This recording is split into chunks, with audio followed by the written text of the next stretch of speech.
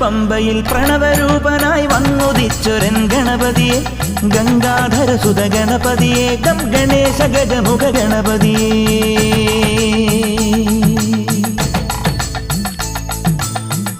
പമ്പയിൽ പ്രണവരൂപനായി വന്നുദിച്ചൊരൻ ഗണപതിയെ ഗംഗാധരസുത ഗണപതിയെ ഗം ഗണേശ ഗജമുഖ ഗണപതിയെ പമ്പാ ഗണപതി പാരിന് ഗുണനിധി മംഗളമൂർത്തേ സിദ്ധിവിനായക ഇരുമുടിയോടെ ഞാൻ മല കയറുമ്പോൾ തുണയരു